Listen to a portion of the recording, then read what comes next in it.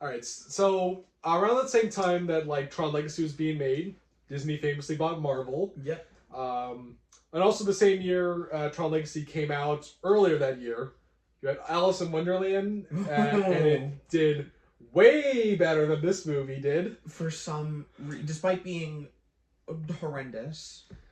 Okay, I haven't seen it since I was like 9, and then when I was 9, I kind of enjoyed it, so I don't know how well it's aged. Huge Alice in Wonderland fan, it's abysmal.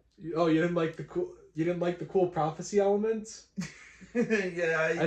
When I was 9, I was like, wow, it's an action fantasy. This is awesome. It's certainly a direction to take Alice in Wonderland in. I'll give them that. I have no opinion on Alice in Wonderland. Oh, I have opinions. Yeah. That's a very different video. But then 2 years after Tron Legacy comes out, Disney buys Star Wars. The main thing Tron was hopefully was kind of meant to oppose or take down, not take down, but Disney definitely just wanted Tron to be their Star Wars. Yeah. But then like Pirates of the Caribbean kind of was their Star Wars. They wanted more than just pirates. Yeah. They got Star Wars, and let's not talk about Disney and Star Wars. I don't feel like getting into it. And they thankfully never made anything with it, and it never upset anyone. No, I don't even want to be sarcastic about it. I don't want to even talk. Fair. Everyone, it's been 5 years already, and people just complaining about how Disney ruined Star Wars. We get it. To you, Star Wars has been bad for 10 years. To me, it's been bad. It's been bad since '99. So I don't give a shit about Star Wars fans and their frustration with Disney. Star Wars fans or something. George Lucas ruined Star Wars himself. Fuck all of you. Oh God. But anyway, with Marvel, excuse me. DC, no, not DC. Jesus Christ, my head. You're getting all the Star Wars. DC. No, my favorite Disney property, DC. My favorite Disney character, Batman. I mean, if Disney buys DC, Batman probably will become my. Disney's gonna buy everything one day. Yes. Disney's gonna buy this video one day. Oh God, I think Apple was. At one point, Apple looked like was going to buy Disney. Yeah, it was which would have been awesome. Okay, so with Disney having Star Wars and Marvel, Tron did not matter to them at all. It's probably the most, like, outside of like Pixar and their own animation company, nothing else really mattered. Yeah. So that's what they really kind of Pirates did for a little bit, but not much longer. Well, I mean. Well, we should also mention the year after Tron Legacy, the fourth Pirates came out, and which also did really well. Yeah, despite being easily the worst one. But I've never really finished that one. Oh man, I'm jealous of you. I've seen I think I've only seen the first 20 minutes of it. It's a movie. With the Penelope Cruz. Yes. Okay, but yeah, but apparently they were going to go ahead with everyone, well, not Jeff Bridges. They weren't going to bring him back, right? No, he was going to appear, similar to how he appears in Ares. He was going to appear. We'll talk about that eventually, bud. He was going to appear in the canceled sequel. All right, yes, because so they were going to bring everyone back, but then they decided to make a movie called Tomorrowland that Brad Bird wanted to make a movie. Okay, it was Brad Bird and also Damon Lindelof, who people probably hate. Well, I think people hate Damon Lindelof. Yeah. And George Clooney was in it. Yes. Hugh Laurie was also in it. Oh wait, yeah, that's a weird House connection I got. You got House. Hugh Laurie. House. Hugh Laurie is in Tomorrowland, and then Olivia Wilde's in Tron.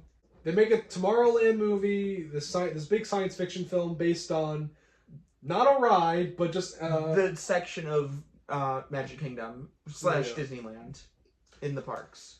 Yeah, I saw Tomorrowland. I actually haven't. I wanted to when I was younger. I saw it in theaters because that's what it was made for. It was made for 8-year-olds. It was made for little kids who couldn't see any other they couldn't watch anything rated R. Like Mad Max, that was out because that was what was out at the time. Mad Max Fury Road, the best thing at the time. But I was going to see Tomorrowland. Oh hell yeah! That Memorial Day weekend. I just remember my dad took me to see it during the day because my pool outside was still cold, so there was nothing else for me to do but just to watch Tomorrowland. And I liked it. I mean, it had a cool teaser because it had that cool scene of like, you know, she touched the pin, and then you see Tomorrowland. I wanted to see it when I was younger because little me thought the trailers looked awesome. Spoiler alert: she's hardly in. They're hardly in Tomorrowland. Oh, I believe that. Yeah, it's like it's like a couple of scenes, and it's like, but it's not like the whole movie is just people in Tomorrowland. It just goes like in and out. So, and it's by a good director. Right out, you know, he did Mission Impossible: Ghost Protocol before this. Yep. And then he makes this. So, but anyway, that movie bombed horribly because only my dad and I saw it, and that's what canceled Tron 3. Yeah. Which then makes you just think, okay, so then why couldn't they just use the budget for Tomorrowland and then just make Tron 3? Yeah, no, I kind of love making fun of Disney for that because it's like, oh man, Tomorrowland failed. Let's cancel a completely unrelated franchise. Mm-hmm. Huh? No, I make fun of Disney a lot for it, and I think it's kind of rightfully deserved. I mean, I think it could still be debated. Like, no, I mean, could Tron, if that was Tron 3, would it really have done well? Question mark. I don't know.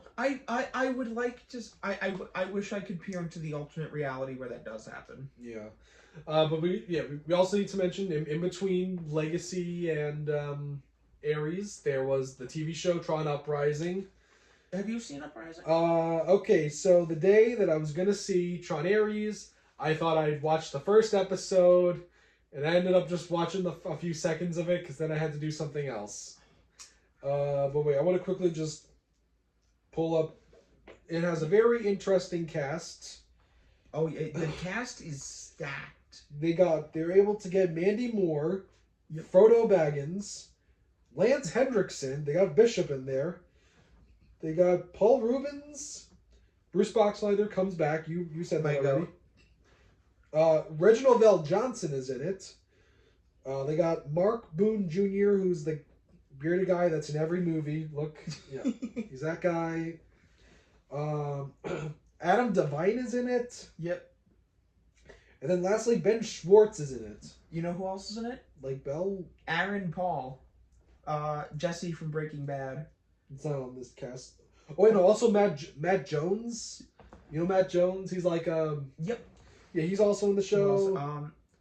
Kate Mara, Invisible Woman from Van Forstick. Okay, Mara. Okay. Yeah. But yeah, no, I will say Aaron Paul plays probably, debatably, the most interesting new character. He plays a really good villain in the show. Oh, Aaron Paul.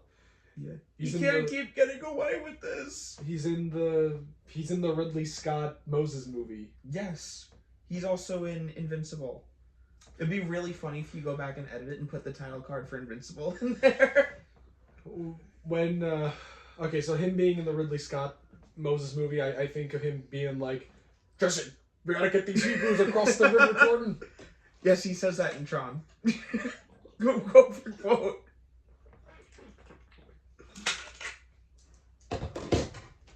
All right, but do you love Tron Uprising? Now, I will say, Legacy, as we established, is my favorite piece of Tron media. Uprising is objectively better.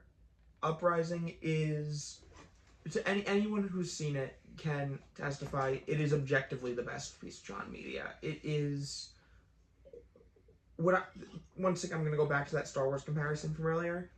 It is to Tron what, kind of similarly, what Star Wars The Clone Wars was to Star Wars. The prequels. The prequels, yes. Just the prequels. Yes. Because then the original trilogy is still better at the end than Clone Wars. Well, yeah, Legacy...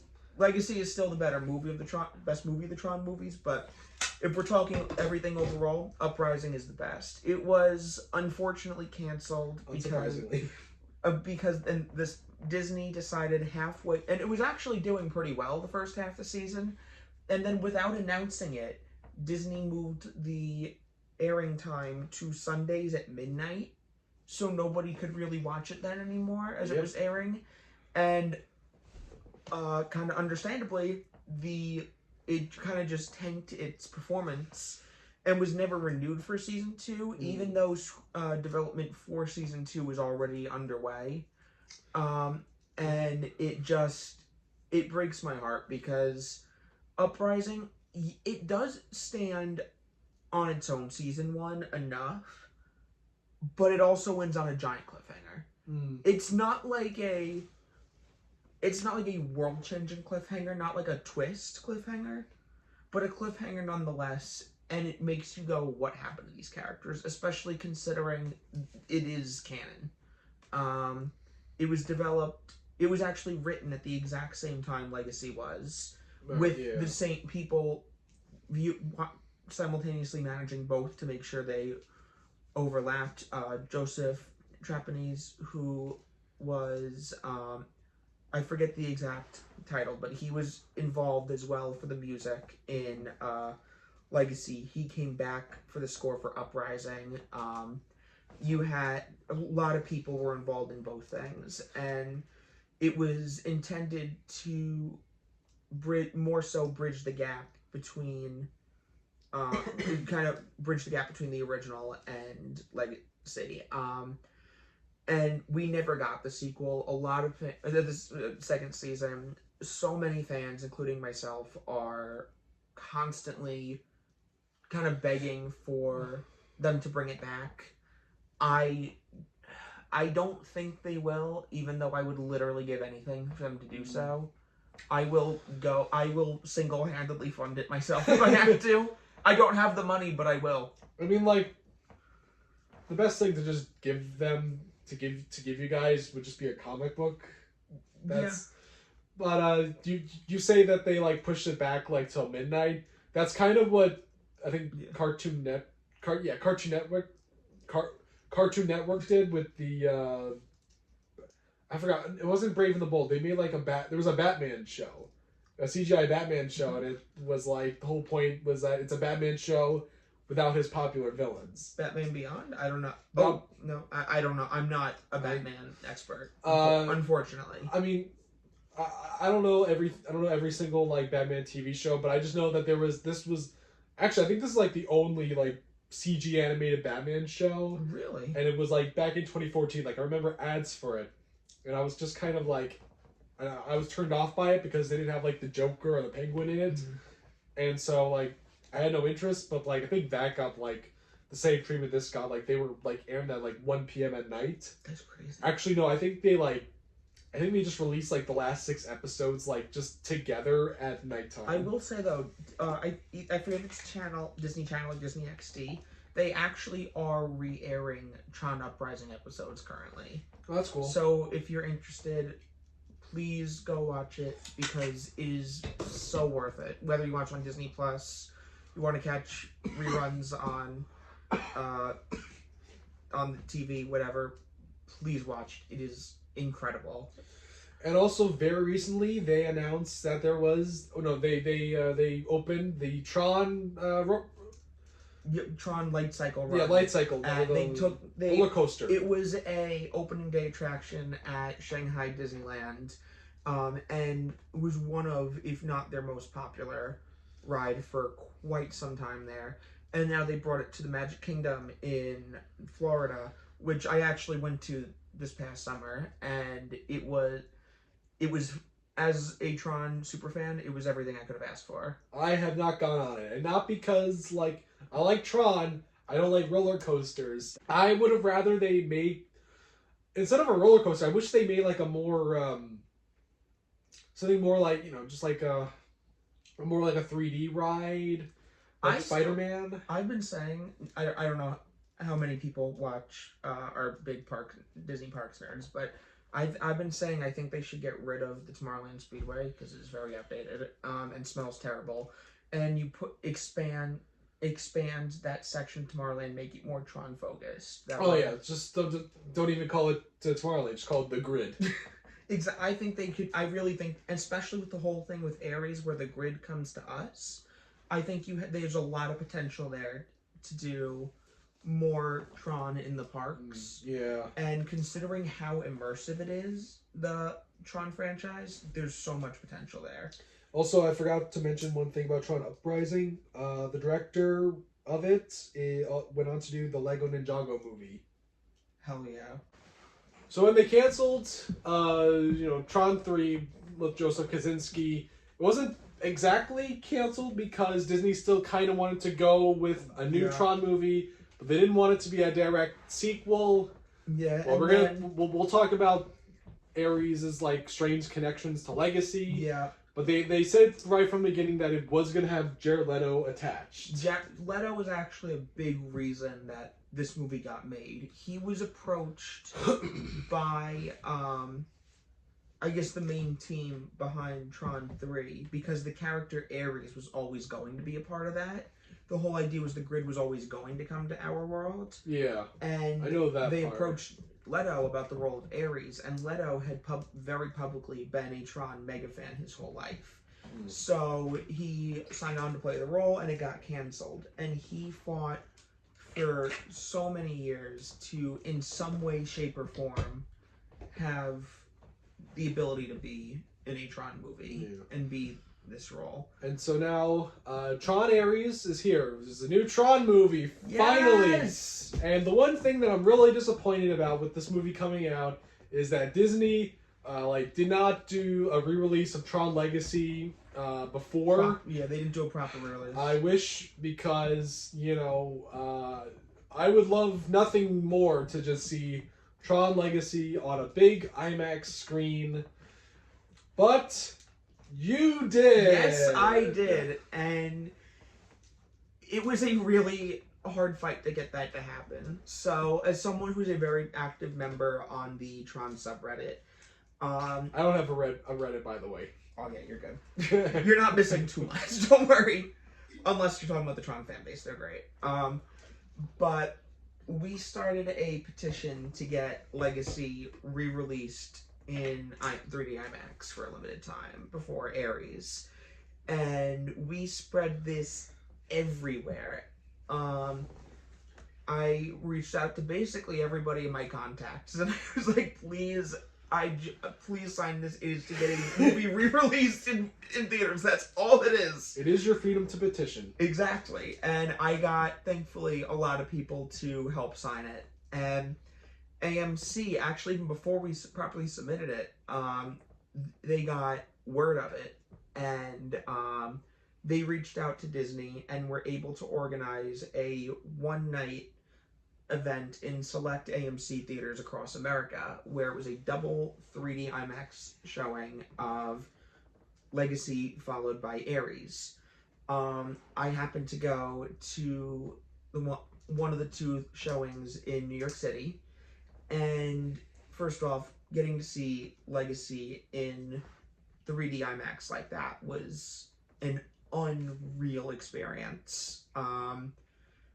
Just getting to be in a room with so many super fans. Everyone had some sort of Tron shirt or cosplay or discs all over the place. Oh, everywhere. Everyone had identity discs. It was awesome. It's like the opposite of like the room screenings. Instead of the spoons, it's discs. Exactly.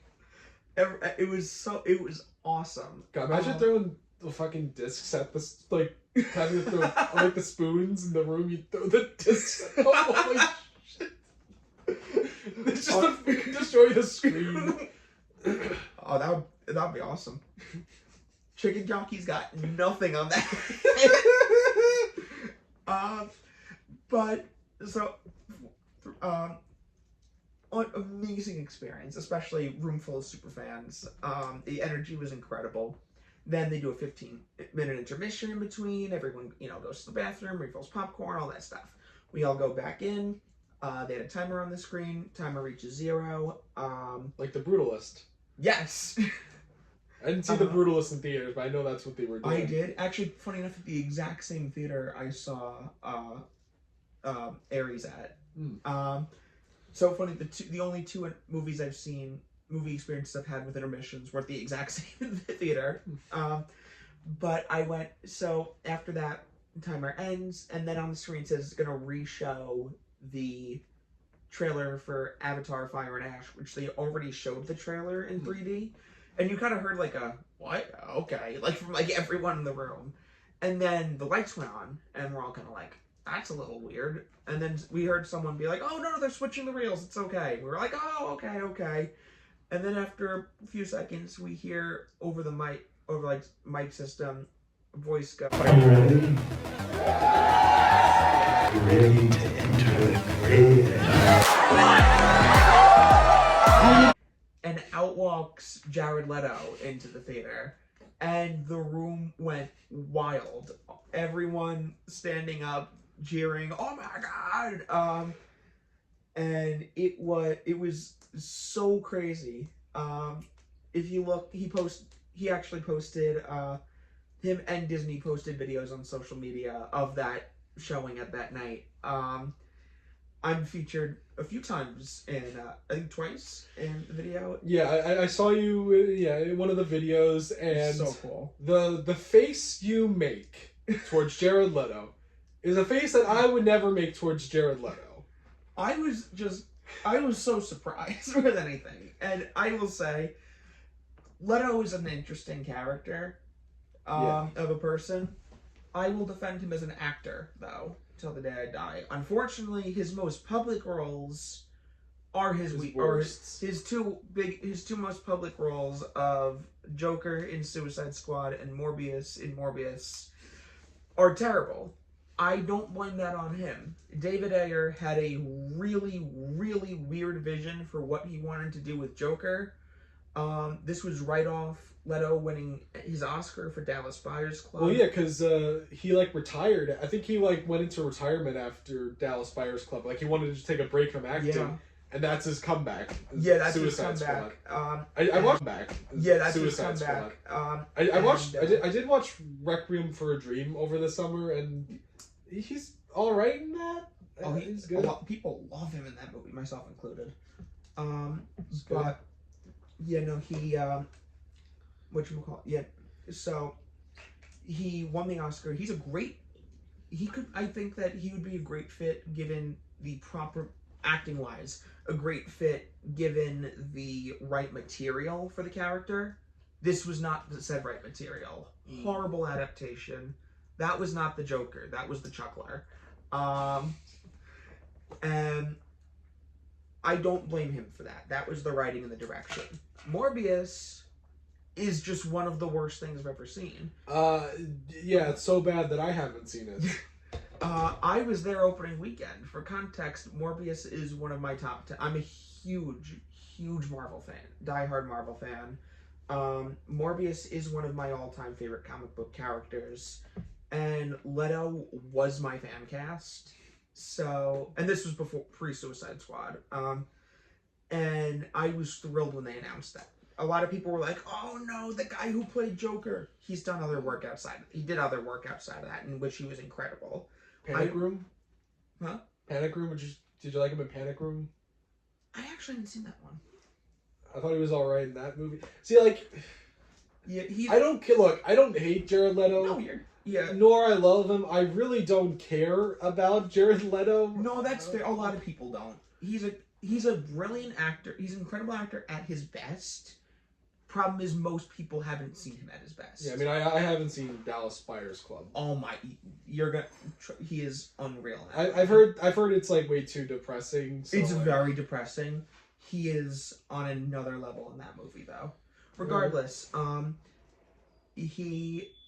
then Morbius, he was given nothing to work with. The performance was nothing because he had nothing.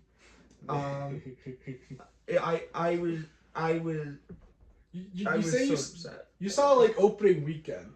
The minute I saw that it had was 15, whatever, when I saw I had that low of a rating, I was like, okay. I saw the first showing, available to me. Oh my god! Me and my two friends that I hypnotized to go see it with me, we were the only 3 people in the theater. It was really funny. I could not do. It was horrendous.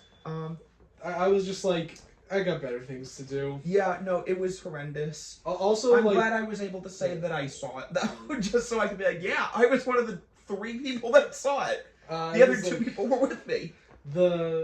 I think another part was that I remember, I want to just say it was like 2 weeks before the movie came out, Sony announced that they took all of the Spider-Man references out. Yes. The picture of Spider-Man on the walls. Not there. Not there in the movie. What was the other? Oh yeah, the Oscorp Tower that they had. Every single thing. It was horrific. I don't even want to go into that.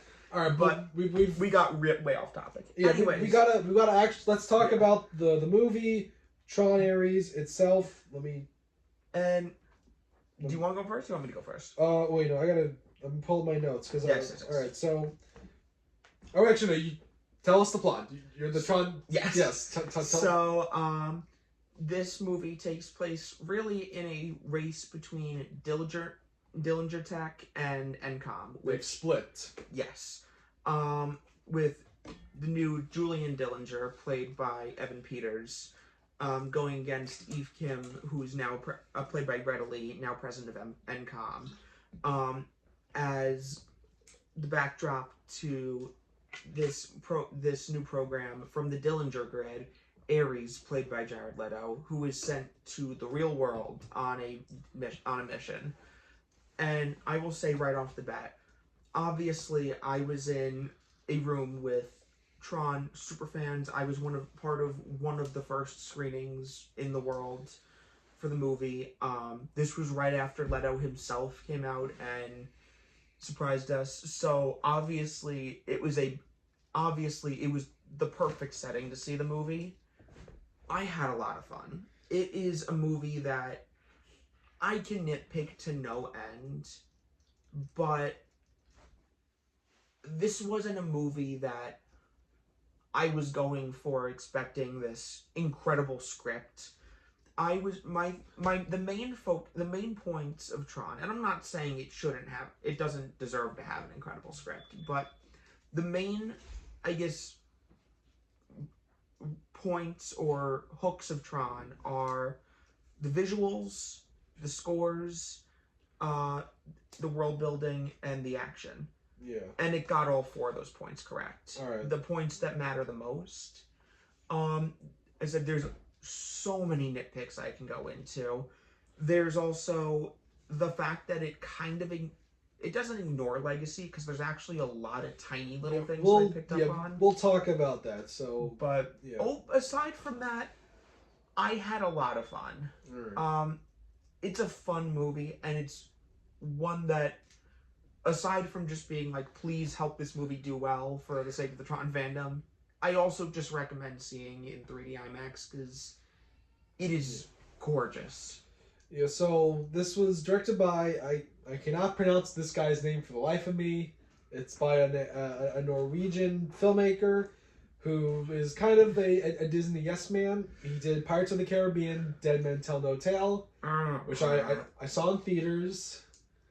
It was my introduction to Javier Bardem. Oh, I love Javier Bardem. That was like the first thing I ever saw of him. I think Dead Men Tell No Tales is okay. The best part is Javier Bardem.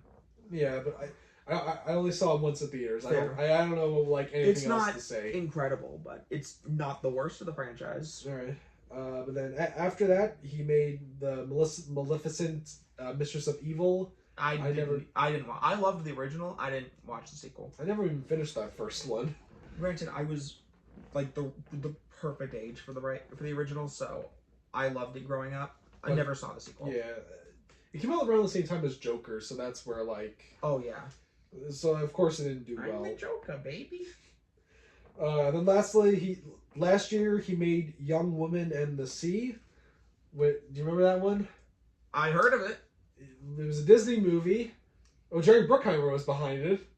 and it starred Daisy Ridley as a woman who swam across the English Ocean. All I can say is, something is up when the first time you're seeing like trailers for a movie, like a few weeks before it's supposed to come out. Yeah. That's what I remember. I remember like the first trailer I saw of the movie was like when I saw Kingdom of the Planet of the Apes. So that's like right before the movie came out. Yeah. Disney knew it was gonna flop. Yeah, they knew it was gonna be terrible. No one saw that movie at all. So yeah, I don't think Disney saw the movie. Yeah, so the director, like, that's, like, the part I can kind of see. He doesn't really have much of a track record. He's kind of like, to quote another film YouTuber that I watch, he's like a McDonald's manager of Disney. Yeah. That's he does make very, I'm trying to think of the word. His films are always very nice to look at, cinematography and VFX wise. Like, he's very good with a scope for action. And there are certainly, I'd say, more incompetent directors, but there's nothing that makes me go, oh yeah, I want to go watch his movies, because he does this that he doesn't. He just does kind of what's asked of him. But I would definitely say this is his best movie. Mm-hmm. And I wouldn't mind seeing, when paired with better screenwriters, I would like to see him back in the world of Tron. I'd be down for that. Well, paired with better writers. I know, but like, I think we'd rather I think we would rather have Joseph Kosinski. Oh, absolutely. I'm saying I wouldn't be upset if he was announced to be the director of a future Tron movie. As long as we have better screenwriters, yeah, I wouldn't be opposed to having him be back. Oh, yeah, Joseph Kosinski, he's doing a Miami Vice movie. Oh, hell yeah.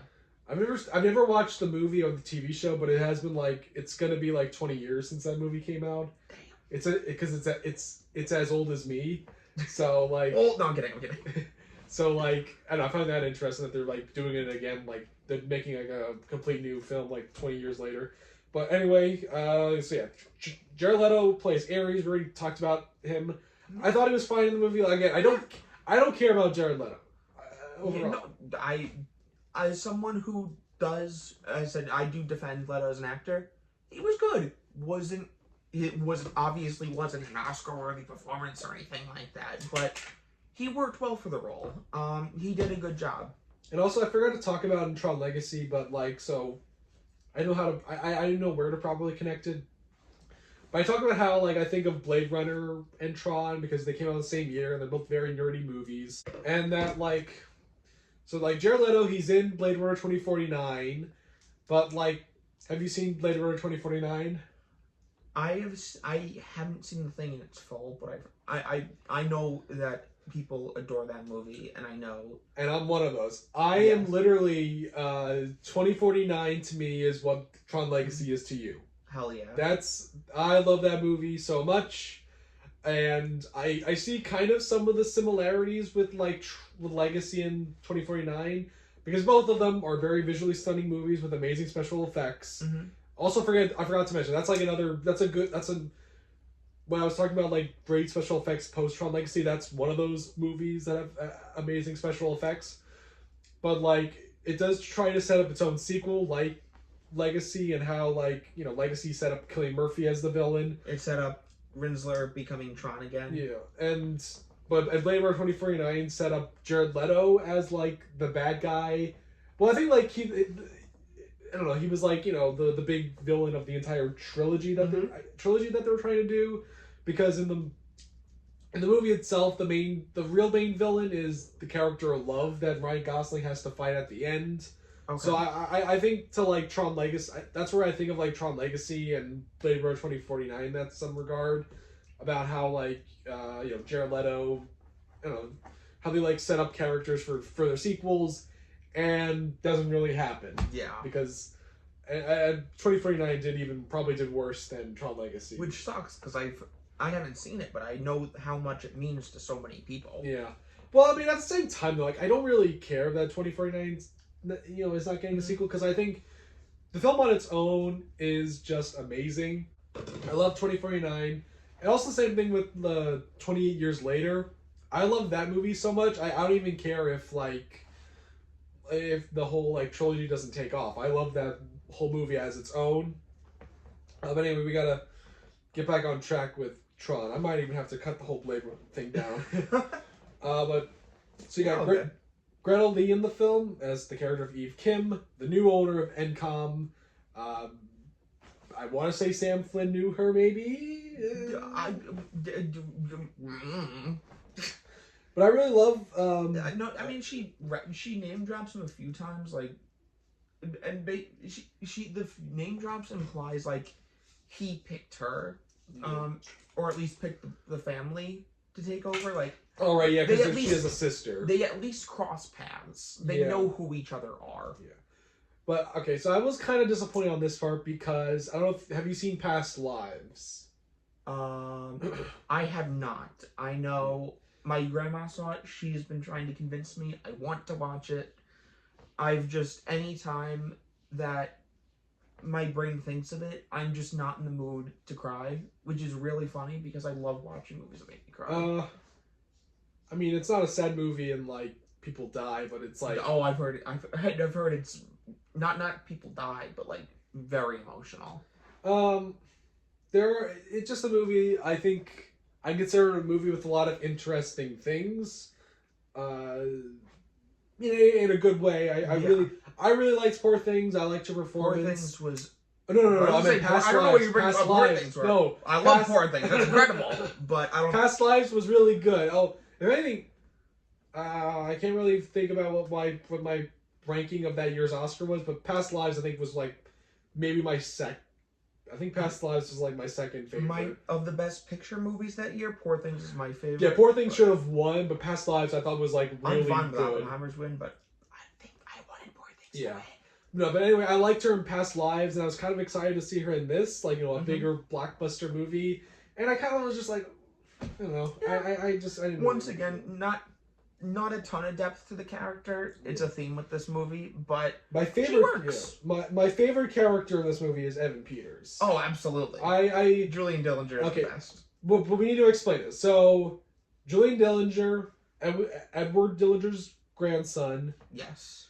Cillian Murphy's nephew. Yes. Okay. Yeah. I was kind of confused. I almost thought it was a recast, but I forgot that. They were considering that at one point, but then decided, no, let's leave. In the event that... Because Cillian Murphy did turn down... They did originally approach him. They wanted him to... It was going to be... They were wanting to do Edward Dillinger Jr., Cillian Murphy's character. But when he didn't want to come back. So they got... Yeah. They decided, okay, we'll do a new Dillinger, being Julian, and they got Evan Peters, and he's fantastic. That is the one thing I really would have liked to see from the sequel is just have it be Sam Flynn and Edward Dillinger Jr. just going at it. Yeah, that's what I'm really. This is much more of a sequel to the original than it is Legacy. Yeah, it is. It really is. It obviously sets up, especially with the post-credit scene, sets up it sets up the next movie, and there's a lot of moments and teases in this movie that very much set up for I think the next movie, Tron 4, God please make it happen. Okay. In the event that it happens, I think that's going to be much more of a sequel to Legacy as opposed to the original. And then you got Gillian Anderson as his mom, and Gillian Anderson is Edward's daughter. Okay, and I get Edward Dillinger. Yes, he was a British man, but yet his son. So his son has an American accent, and his daughter has a British accent. Maybe they're half siblings. Then I don't know, man. This is I'd like to think maybe he was raised. I mean, it's in the movies take place in Vancouver, so maybe him being raised there probably just as a result he got that accent. So yeah, that's my guess. I don't know, because Gillian Anderson has a very British accent in this movie, and yes, Gillian Anderson is an American.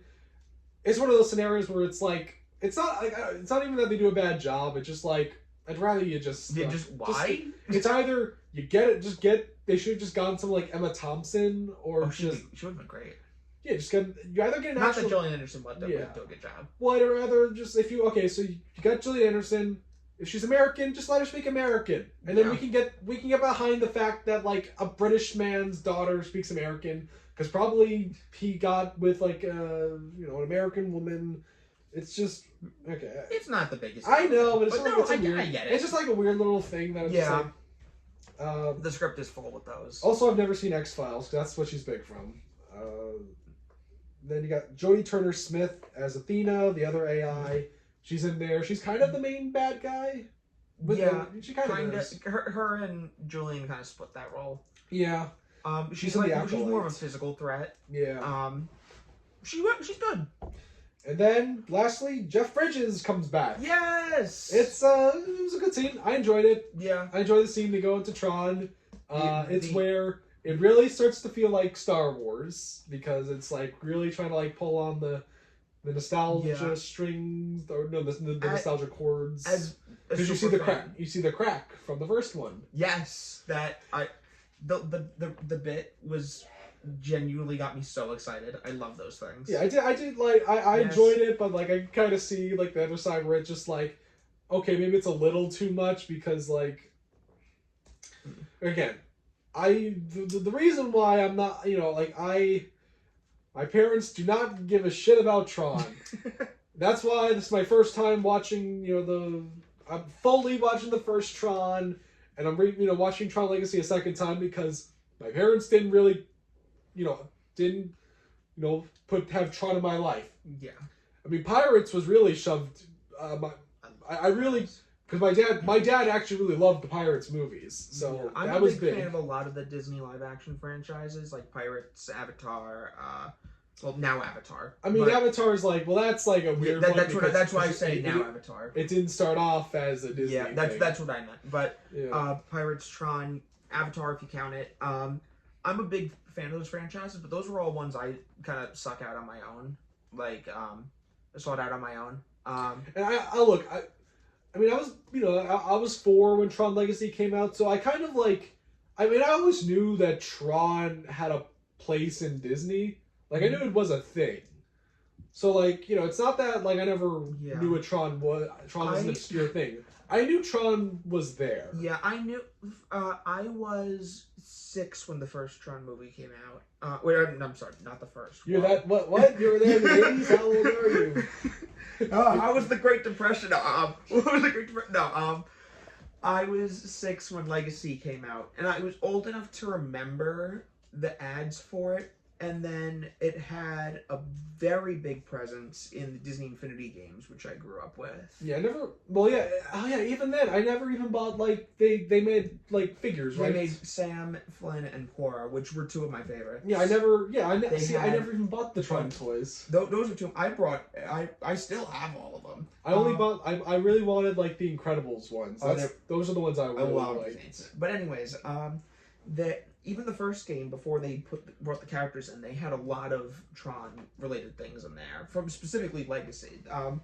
And even now, a lot of Disney crossover media, and especially video games. Like if you look at some of their mobile games, that like a few years ago, they had this one mobile game, Disney Mirrorverse. They had the character of Tron in there. They have another game that they had for a long time. Disney Heroes Battle Mode. Cora, Kevin Flynn, and Tron were all part of the starting roster. I'm looking up. You got me now. Now that we're talking about Disney Infinity, I want to look up like the. I actually recently got Disney Infinity on my 3.0 on my PS5, and I've been playing that the last few days. Clue was actually going to be in 3.0 along with Sam and Cora, but they wound up canceling him for some reason. I'm seeing the pictures. I'm so annoyed because his gameplay footage, his test gameplay footage looks awesome. Anyways, yeah, I never bought, yeah, because like I never even bought the Tron toys. That's just like how like unpopular Tron kind of is like in the household. It's so it's weird because they're very influential movies, and those who have seen and love the movies love love Tron. It is such an important part of their lives, like for me. But most people, for whatever reason, haven't gotten into Tron. And it's kind of like, once you get into it, you're a lifelong fan kind of thing. But you need to actually take the steps to get into it kind of thing, if that makes sense. Yeah. But you know, I was aware of the presence of Tron for a long time, mainly due to all the Disney video games I played growing up, as someone who grew up in a Disney Ultra fan household. And I said, I have a good friend, Chloe, she recommended, she had recently seen Tron Legacy at the point that we met, and she was like, oh, I've just seen it, and then I got sick like 2 days later, and then I was like, I want to watch a movie, let me watch Tron Legacy, and I fell in love. But I should say, I forgot to say, even though I'm saying how Crystal Black Pearl is still my favorite Disney movie, and that's an objectively correct answer. I will say Tron Legacy is probably the most underrated Disney film ever. I don't know if you want to put this whole part in the video, but I will argue The Great Mouse Detective is, mainly because of the fact that Disney wouldn't exist without that movie. Okay. That's what saved them and allowed A Little Mermaid to be made. It's also genuinely one of the best animated films I've ever seen. Regardless. I don't really want to talk about animated movies. I'm mainly talking about live action, though. If we're talking about live action, then Tron Legacy is the most underrated film. And it actually might even one be of the like most underrated movies ever. It might even be second to Pirates of the Caribbean. Yeah. Because you know what? Honestly, like if we're gonna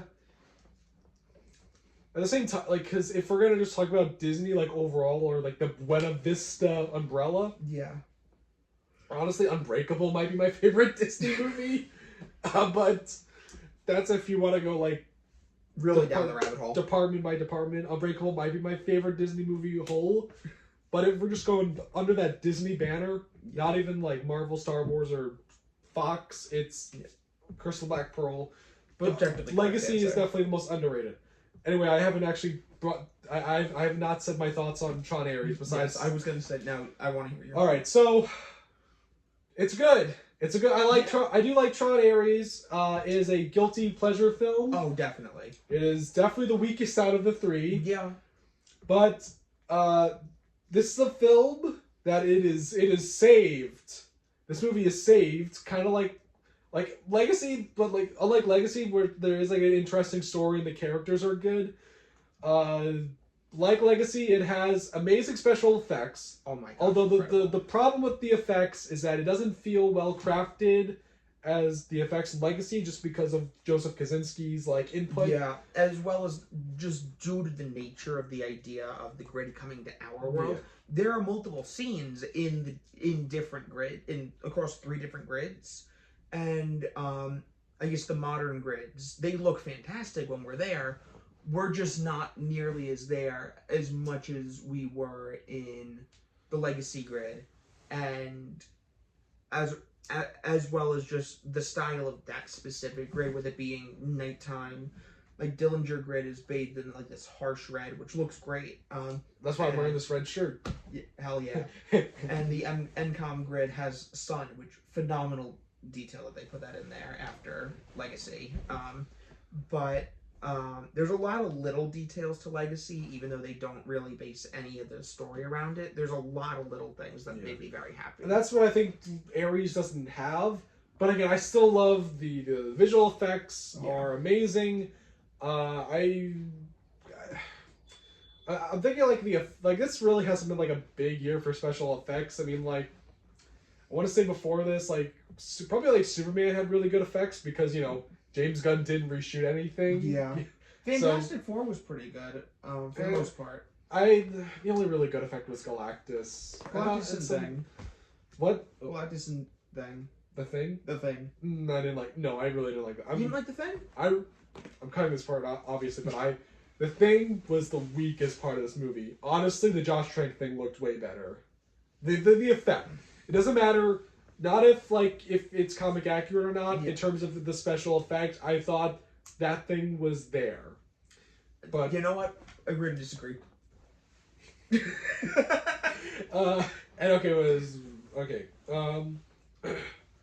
So yeah, I think it's like this and the new Avatar. Well, Avatar's winning. I think I that. don't know. I would love to see a race. I'm a Yes. huge awards I know, me season too. follower. Avatar's gonna. Most likely, would I like to see at least a race? I think it could be fun.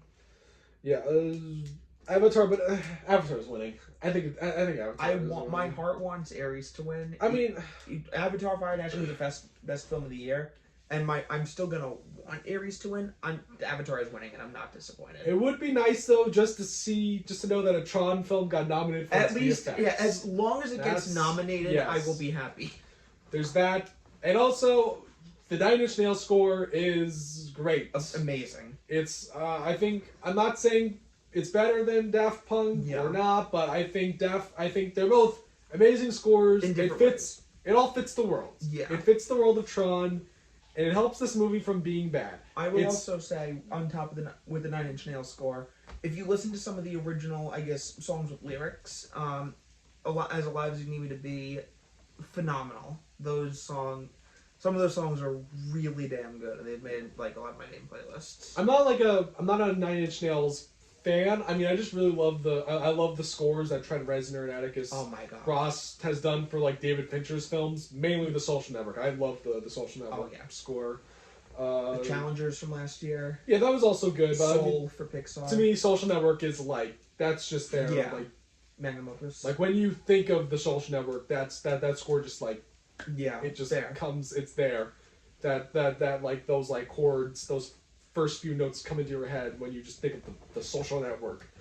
Okay, but yeah, it's a great like those are the three best aspects of this movie. It really just is the visual effects, the score, and then the action scenes. This movie definitely delivered on the action sequences. Oh, yeah. And especially in the scenes in the real world, the action scenes are really good. Yeah. The problem is the real world segments are just the most mediocre things to look at. And when you Yeah. compare it to how the real world looked in Tron Legacy, big disappointment. Yeah. But the action scenes are really cool with the motorcycles going around, and Yeah.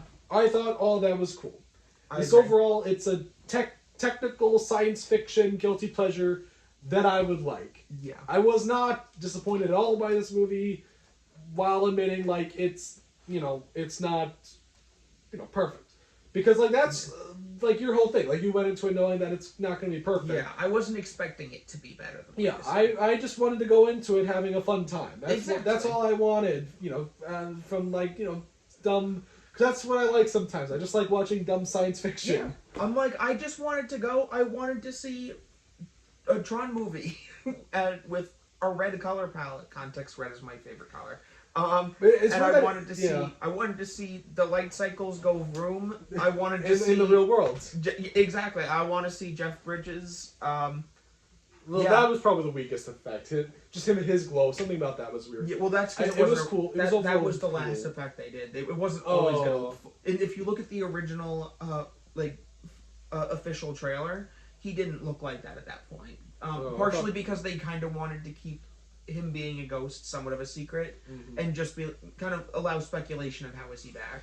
Yeah. And I think I'm fine with it. I liked, and I actually thought the effects of like them being in the original Tron. I thought that it was good. really cool that they kept the style of the effects and they Yeah. didn't try to make it look as the modern the same way the other grids look. Yeah. They made it look like they traveled back in time to that grid just Exactly. with the same quality of special effects. Yeah, but it was with really good. modern day camera. Yeah. That was really cool, and I think Yeah. that definitely, especially being in a room of super fans, everyone in that room loved those scenes. One more thing we have to mention is that there's some characters that are not in it. The cab driver. That was Yeah. a big disappointment. And then Tron. the title character Tron is actually not in Tron. Yeah, can you believe it? Like, I don't think it's that much for me to want Tron in a Tron movie.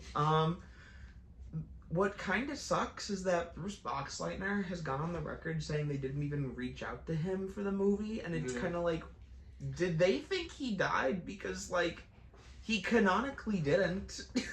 Oh, you know what? That's what I heard about the, Samurai Cop. No. I can't even go into it. That sounds sick though. Oh my god, it's gonna be like too much of a whole thing to go into with you then. You're good.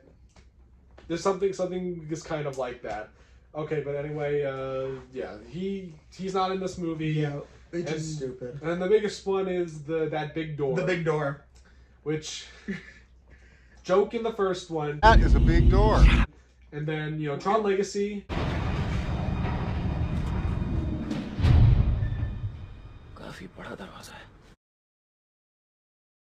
Where, like, again, I gotta go back to, like, pat it on the back for, like, being a Legacy sequel that's not so, like, trying to, like, tug on the strings of, like, the first one. They do It's only that one joke. It's just that one joke is repeated. And it's fine. It's fine. And then they didn't... in neither movie is it like this big standout joke. I mean, the original, it was the biggest door in the world at that time. They just have a comedically long door. And they were like, oh, that's a big door. And then they repeated the line in Legacy. And I kid you not, in the Tron subreddit, the number one of the biggest, most recurring things I saw leading up to Ares was people wanting the big door to return. The amount of people that just went, I hope the big door returns. And then after the movie came out, most people were asking what was the number one thing you wished it was in the movie that wasn't. The most commonly voted answer was never Sam, it was never Quora. It was not Tron. It was not anything. It was not any important thing. It was the big door. The amount of people that are so sad that they didn't bring that line back for the third time, and that one stupid door is honestly kind of incredible, and is probably the biggest loss for the Tron fan base. Yeah, we have to mention that quick fact. There is a weird thing at the end where they show like a picture of Korra. Yeah, we don't... I mean, obviously, Garrett Hedlund and Olivia Wilde are definitely making like revenue or getting like money off of it some way. I guess so. They have. I mean, yeah, you kind of have to. I mean, there's the famous story with Michael Biehn in Alien 3, but let's not get into that. But this whole thing with like Tron, I don't know, like they're definitely making money off of that, but like it's like weird what they're like. They're clearly setting up that they're coming back in the next movie if so happens. And then the post-credit scene teases something really interesting. Yeah, I really did like what they were doing because I kind of wish that was just Tron Legacy. Like, I wish they just did the whole thing with Cillian Murphy as like Evil Dillinger. But what they set up regarding Evil Dillinger though was it's interesting. The whole theater was kind of like going crazy. No. As soon as my one friend I went with, Axel, the two of us in that moment during the scene, we were kind of like, wait, is that what we think it is? And then it was kind of revealed, and we were like, oh my god! It's the original costume! Yeah, exactly! Like, what does this mean? How is this back? It was real. It was a cool post-credit scene. And that's it. That's all three Tron movies. Yeah. I like the first two equally. I think they're both great movies. I do love all three in different ways. Obviously, Legacy is my favorite, but they all have special the third film is just a science fiction guilty pleasure. Set in one of my favorite universes. I enjoyed it. It wasn't life-changing, groundbreaking. Yeah, but it has a place in my heart. I would like to maybe because this movie has bombed horribly so far. It's yet to be it has yet to be released fully worldwide. So I'm hoping and praying that when it properly is, like, it will do better. Opening day, it made less than Morbius. Yeah, that's it has gone on to do better. It's not going to be the biggest bomb of all time, but from what I'm seeing, but it is. This is the most expensive Tron film. Yes, it's. I'm not saying it's on track to make a lot of money. I'm not saying that, but it is not going to be the biggest flop ever made. That's for sure. All right. But what I was saying was later when there'll probably be a Blu-ray set of of all 3 movies, and I think I would want to buy them. Oh, I'm Buy definitely it. buying that. It's a Blu-ray because I can be satisfied knowing that we're not going to get a Tron movie for a while, so I don't have to worry about getting another one. I'm hoping and praying. That's all I'll say. I've come to terms with it might not happen. It doesn't mean I'm not gonna want it and hope it happens. I want it to happen. All right, so that's it, guys. Thank you for watching us talk about Tron for Thank you a for long listening to us, and time. Alex, thank you for having me. Of course, I would have my only Tron fan on the show because I have no one else who likes Tron. Nope. That's available to be here. So that's it. Thank you guys very much. Subscribe, and I'll talk about Frankenstein next time. Bye. Bye.